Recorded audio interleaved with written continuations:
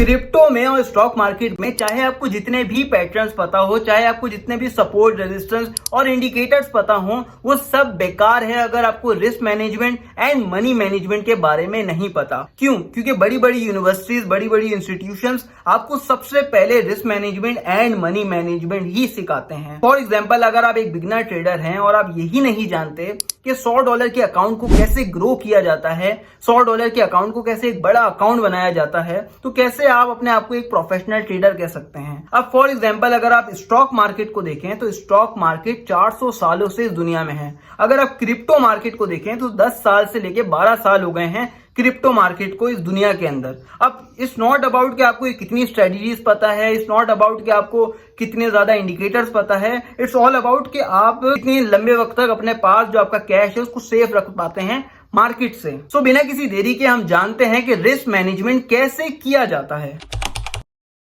Leverage. Crypto में future trading में leverage एक बहुत बड़ा रोल प्ले करता है। अगर आप एक बिगिनर हैं और आपको नहीं पता कि कितनी लेवरेज लेनी चाहिए, या आप एक प्रोफेशनल ट्रेडर हैं और आपको नहीं पता एज अ प्रोफेशनल ट्रेडर कितनी लेवरेज लेनी चाहिए, सो ये वीडियो उस केस में आपके लिए है। तो बड़े बड़े इन्फ्लुएंसर, बड़े बड़े यूट्यूबर्स क्या करते हैं कि आपके सामने थाउजेंड्स ऑफ थाउजेंड लेवरेज लेते हैं। कोई 100 लेवरेज ले रहा है, कोई 1000 लेवरेज ले रहा है। इससे होता क्या है? इससे आपका माइंडसेट खराब होता है, इससे आपकी साइकोलॉजी खराब होती है। अब आप उनको देख के जब आप खुद भी ट्रेड लेते हैं तो आप लिक्विडेट हो जाते हैं। तो करना यह है कि अगर आप एक प्रोफेशनल ट्रेडर हैं जिसको मार्केट में 3 से 4 साल हो गए हैं मार्केट को स्टडी करते हुए, तो आप उस केस में 20 से 25 की लेवरेज ले सकते हैं। 20 से 25 लेवरेज आप ले सकते हैं अगर आपने 3 से 4 साल मार्केट में बिताए हैं, गुजारे हैं। बट अगर आप एक बिगिनर हैं जिसको मार्केट में 1 महीना, 4 महीने, 3 महीने हुए हैं और ट्रेडिंग व्यू अभी कच्चा पक्का आता है, बहुत ही स्टार्टिंग में है, तो आपको 8 से लेके 10 तक की लेवरेज लेनी चाहिए।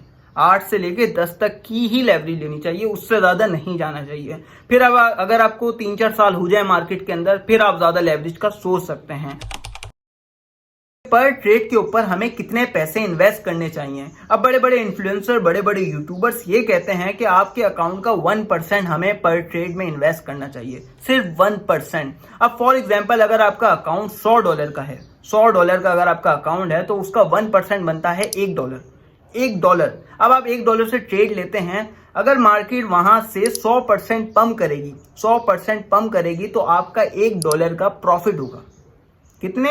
$1 का प्रॉफिट होगा। और किसी भी ट्रेडर से आप पूछ लें कि 100% मार्केट को पंप होने के लिए कितना टाइम लगता है, 1 दिन भी लग जाता है और 2 दिन भी लग जाते हैं। अगर आप कम लेवरेज लेंगे और $1 इन्वेस्ट करेंगे तो आपको सालों लग जाएंगे सिर्फ $1 बनाने में। सो बेसिकली ये जो बड़े बड़े इन्फ्लुएंसर्स होते हैं, बड़े बड़े यूट्यूबर्स होते हैं, ये आपको 1% का इसलिए कहते हैं क्योंकि इनका जो खुद का अकाउंट होता है वो $10,000 का होता है, $15,000 का होता है, $20,000 का अकाउंट होता है। अब कहां $20,000 के ऊपर 1% और कहां $100 के ऊपर 1%, मतलब जमीन और आसमान का फर्क है। अब मेरे ओपिनियन से मुझे लगता है कि अगर आपके पास $100 का अकाउंट है तो आपको $5, मैक्सिमम $5 की ही ट्रेड लेनी चाहिए। $5 से ऊपर नहीं जाना चाहिए। मगर $5 की ट्रेड भी एक स्ट्रेटेजी से लेनी होती है। कैसे? पोजीशन साइजिंग करके। अब पोजीशन साइजिंग क्या होती है इसको समझते हैं और ध्यान से समझते हैं। Position sizing. क्रिप्टो में फ्यूचर ट्रेडिंग के लिए हम पोजीशन साइजिंग की एक स्ट्रेटेजी को यूज करते हैं जो कि बहुत ज्यादा काम आती है। अब इस स्ट्रेटेजी को कैसे यूज करते हैं इसके ऊपर बात करते हैं। फॉर एग्जांपल, मेरा जो अकाउंट है वो $100 का अकाउंट है, ठीक है, $100 का मेरा अकाउंट है और मैं पर ट्रेड लेता हूं $6 से। सही है, पर ट्रेड लेता हूं $6 से। अब मैं क्या करूंगा? मैं $6 से ट्रेड नहीं लूंगा। मैं क्या करूंगा? अपने $4 साइड में रख दूंगा और $2 से बाय की एंट्री खोल लूंगा। अब बाय की मैंने एंट्री खोली $2 से। अब अगर वो ट्रेड 15 से 10% माइनस में आती है तो मैं क्या करूंगा? मैं नीचे से रीबाय करूंगा, वो भी ज्यादा लॉट से। जो $4 मैंने साइड में रखे हैं वो मैं अब इन्वेस्ट करूंगा, अब बाय करूंगा। इसको कैसे करते हैं? जब भी आप एक एंट्री खोलेंगे तो छोटी एंट्री खोलेंगे। फॉर एग्जाम्पल, $2 से आप एंट्री खोलेंगे और $4 अपने साइड में रख देंगे।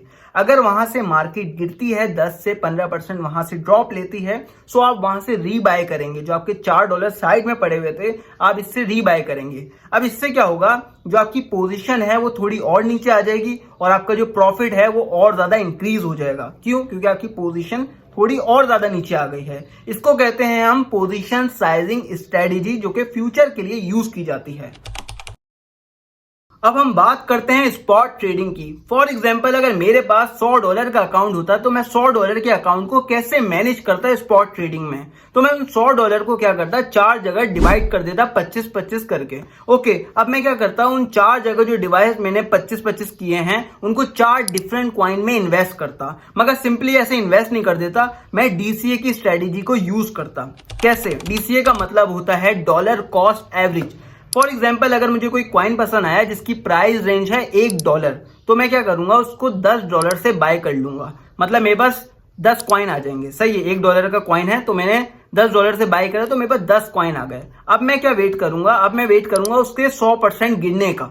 मतलब $1 से जब वो 50 सेंट पे आ जाएगा तो मैं सेकंड डीसीए करूंगा। जो मैंने $15 साइड में रखे हुए हैं उन $15 से अब मैं खरीदूंगा। अब मेरे पास कितने कॉइन्स आएंगे आपको अंदाजा है? मेरे पास 30 कॉइन आएंगे। 30 कॉइन।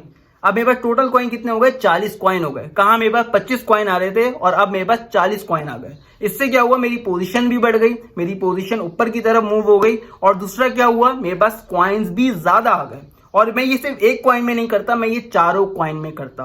तो ये डीसीए स्ट्रेटेजी बहुत ज्यादा काम करती है। आई होप आपने इस वीडियो से कुछ न्यू सीखा हो। अगर आपने इस वीडियो से कुछ भी न्यू सीखा हो तो प्लीज एक प्यारा सा कमेंट ड्रॉप कर दिएगा। शुक्रिया।